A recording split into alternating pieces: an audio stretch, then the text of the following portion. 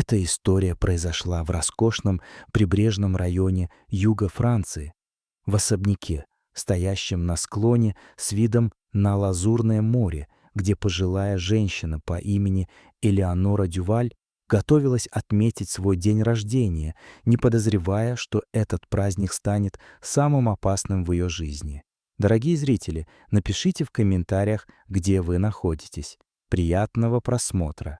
Ее дети Лукас и Изабель вели себя необычно заботливо, суетились, украшали стол, заказывали дорогие блюда и выбирали лучшее вино.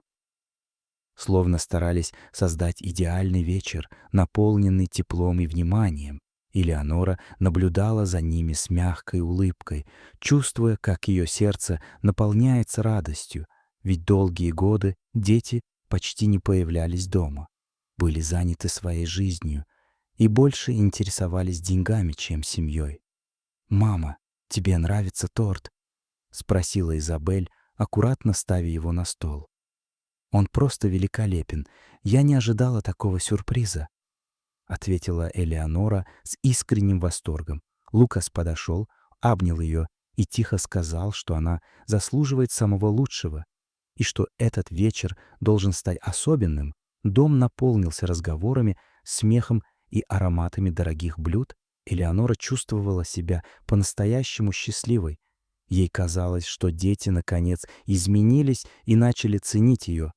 Однако в тот момент, когда она ненадолго вышла в ванную комнату, брат и сестра обменялись быстрыми взглядами и перешли на шепот. «Все идет по плану, она ничего не подозревает.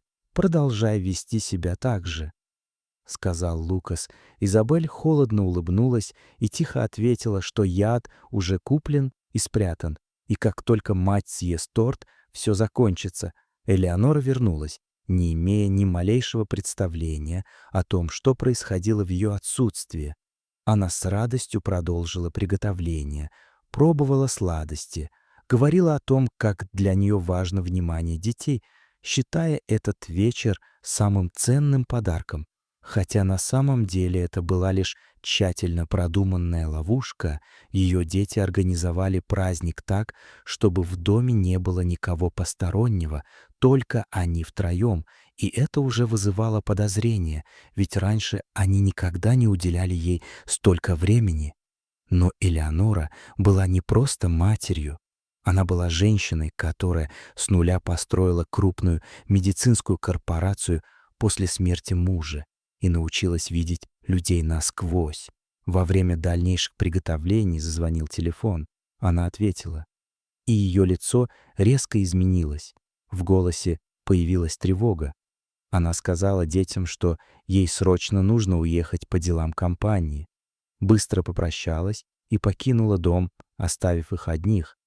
Как только дверь закрылась, Лукас и Изабель позволили себе расслабиться и даже начали тихо смеяться, обсуждая, как скоро станут единственными наследниками. «Это наш шанс. Мы все продумали, никто ничего не заподозрит», — сказал Лукас, а Изабель ответила, что давно ждала этого момента и что после сегодняшнего вечера они получат все, что хотели.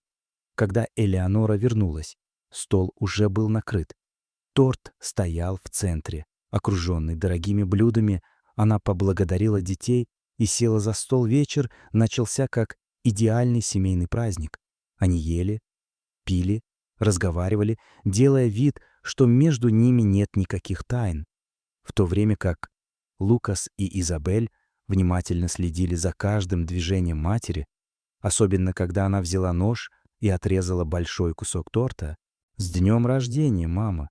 — сказали они почти одновременно, стараясь скрыть волнение. Элеонора улыбнулась, подняла бокал вина, затем взяла кусок торта и спокойно начала есть. Она съела все до конца, похвалила вкус и даже взяла второй кусок, а дети, затаив дыхание, ждали, когда яд подействует. Прошли минуты, затем еще время, но ничего не происходило. Изабель прошептала, что это невозможно, яд должен был уже подействовать. В этот момент Элеонора медленно встала из-за стола и посмотрела на них так, что у них похолодело внутри.